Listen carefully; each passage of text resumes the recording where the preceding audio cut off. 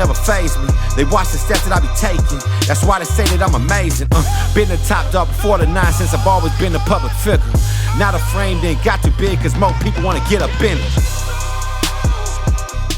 Welcome back to the show, everybody. I'm your host, John Madsen. This is the show. Today's episode is going to be on intuitive eating. I can't wait to dive into that. But before I do, I want to direct your attention, whether you've been listening to this show on iTunes or Spotify. Thank you so much for your support. I have launched a new YouTube channel where these shows are going to be video format. They're still going to be on the other platforms too. But not only that, every single week there's going to be other videos that are not going to be podcast episodes that are just strictly for YouTube. And so if you haven't subscribed to the new channel, please do so. You can just get on YouTube, type in my name, and it will probably pop up. If it doesn't, John Madsen Official is the official channel. So if you guys could subscribe, I'd greatly appreciate it. And if you're brand new, thank you for listening to this show. This topic of intuitive eating is interesting to me, and I'm going to tell you why. Because years ago, I was obviously NFL player, so a top 1% athlete. And right after that, I decided that I was going to open up a performance gym. And so I was a geek when it came to my body. Essentially, though, I put more of my focus in education and understanding and study into the world of actual training and programming for speed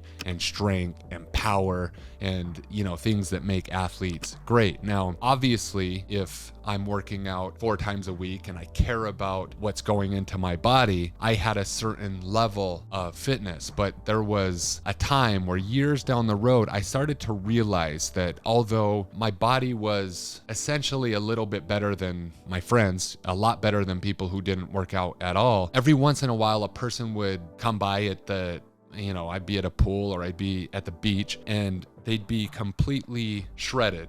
And I think to myself, is that actually possible for me? And I'd wonder, because I'm training so hard, if they knew something that I didn't, which was not likely in the realm of training, because that's all I literally read for 5 years of my life, or if it's possible that it was a combination of that and something nutritionally. And so what I did is a lot like a lot of you do. Instead of just getting the real information, I had other people talking to me about, paleo diets. I had people talking to me about intermittent fasting. And so for about a year, I was pretty much paleo, right? And I was and real paleo back in the day was, you couldn't have any dairy. It was essentially, you were going to eat lean protein sources, fruits, vegetables, nuts, seeds, and stuff like that. And so I started eating paleo and I got a little bit more shredded, because at this time I went from trying to intuitively eat to essentially going paleo with a strict restrictions and wanting to do it to a T. I got in decently aesthetic looking shape, right? But a couple more years goes by, and although I had a little baby 6-pack, again, I was never savagely shredded, and it was pissing me off because I was putting a ton of time and effort into the gym. I was obsessed with getting stronger, and so my training was on point. My nutrition, I thought in my head, was on point. I was eating clean and doing things that I thought were right. And again, I woke up one time, and I just did a podcast on this, so I'm not going to go into complete details, but I woke up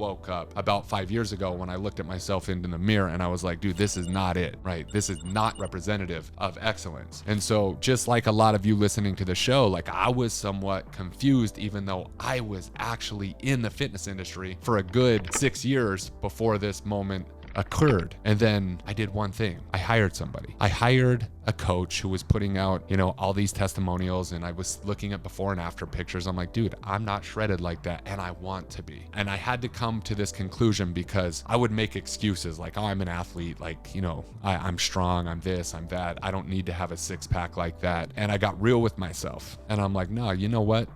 For one time in my life, I want to be lights out shredded. because I could pull up a picture of me playing in the National Football League, and although I was a great athlete, could run fast, could jump high, was a top 1% athlete, like if you looked at a picture, you'd be like, dude, you're not, like, there's hardly any definition, right? And so for one time in my life, I'm like, I'm gonna get like shredded.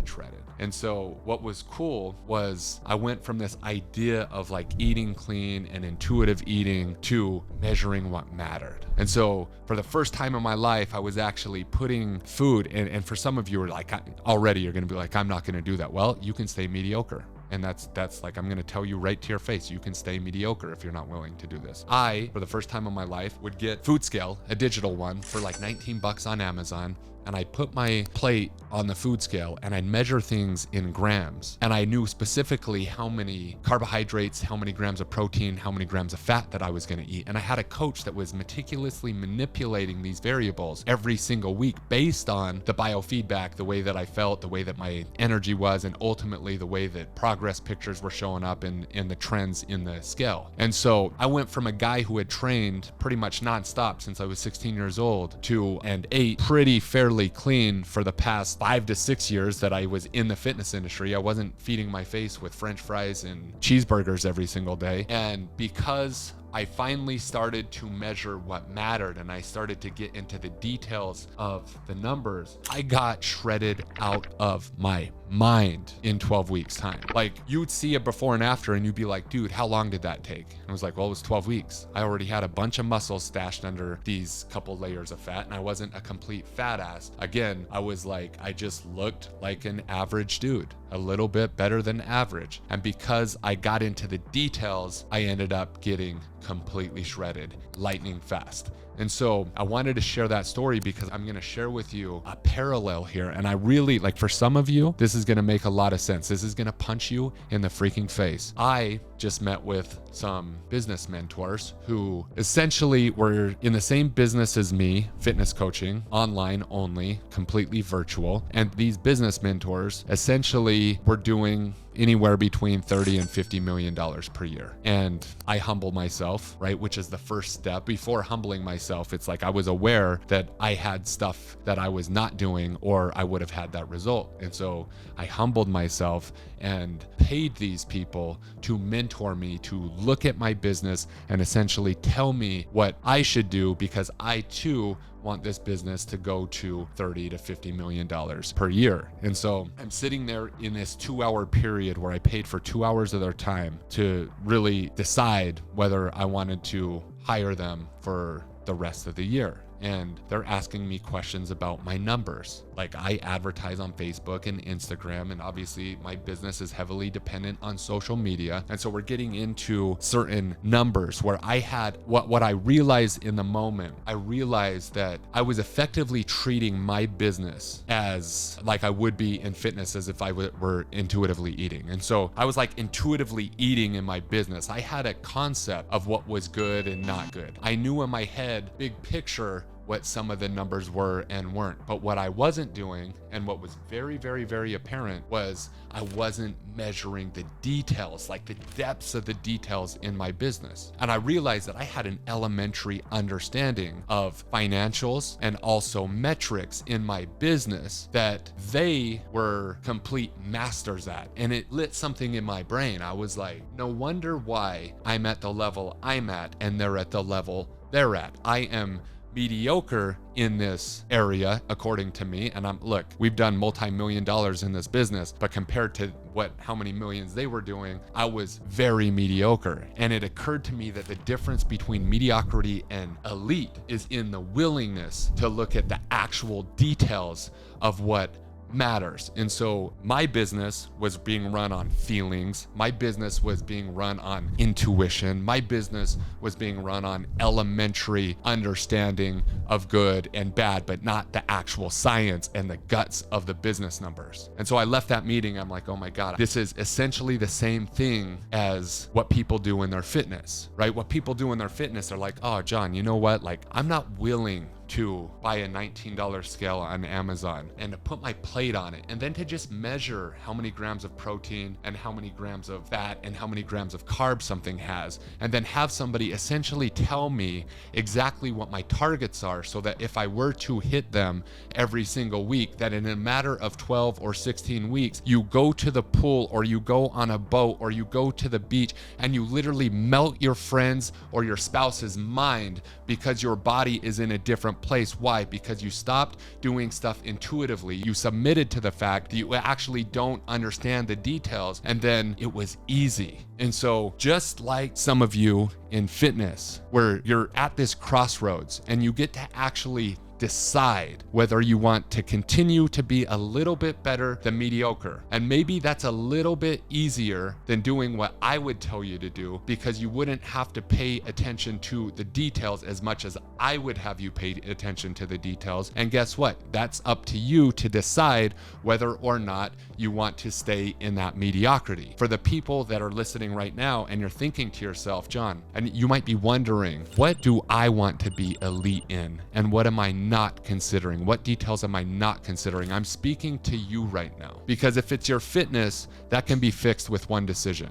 You can decide in your mind right now. You can decide whether you're walking your dog or you're in the gym or you're listening to me in your car right now. You could actually decide to be excellent, to blow people's minds, to blow your own minds, to blow up your own limiting beliefs, and to show up as your most elite self in a way that you've never even seen before. It's a decision that has to be made in your mind. And if you were to make that decision, you would not be intuitively eating. You would be on strict parameters. And I'm not telling you you'd be completely restricted. I'm saying you would have to measure what matters. And if you were to do that, again, your fitness would change in a way that it's never probably changed faster than you could ever believe. And some of you guys, maybe you have a six-pack right now. You're like, dude, I'm shredded anyways. For some of you, the same thing applies to your business. And this was like one of the biggest learnings. And I'm so excited about this, because I essentially, once again, was treating my business like intuitive eating. And I'm like, I'm so excited because I have the right coaches and the right mentors now that can teach me to look at the right parameters and the right details. And I know exactly which dials to look at. And I'm paying attention at a level I've never paid attention to.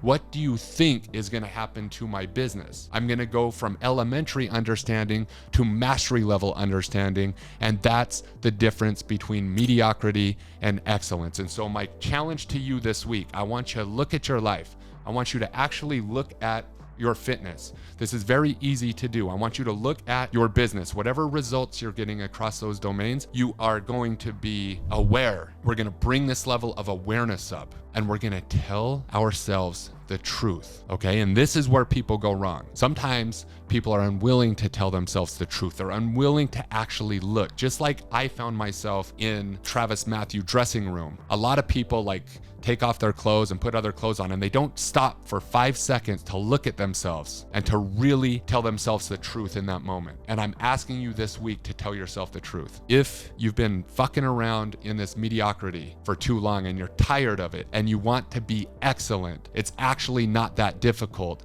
if you knew where to look and you knew what to pay attention to. And if you combine that with a willingness to actually do whatever it takes, once again, that's how you completely go from living in this, it's good enough, John, to this other place, which is elite. And I invite you to do so. If you're listening or you're watching right now, I invite you to see what it's like to be elite. I invite you to see what it's like to be elite in your body and what that does for your life, what that does for your confidence, what that does for your swagger, what that does for your focus, what that does for your productivity, and what that does for your business. I invite you to wonder what it would be like to be your most elite self. And if you're ready to do that, if this is a fitness conversation for you, if you're ready to actually do that, I want you to check out what we do at Superhuman, because if you were to check it out, and you could do that on Instagram or go to my Instagram page, John Madsen Official, and see there's links all over there. But if you were really to take a peek into that, you would see hundreds of the most ridiculous transformations that you've ever seen before. And guess what? They're not doing. They're not intuitively eating. That comes when you've reached a level of mastery, which if you've never gotten your body to a point where it's mind-boggling how excellent it is, you are not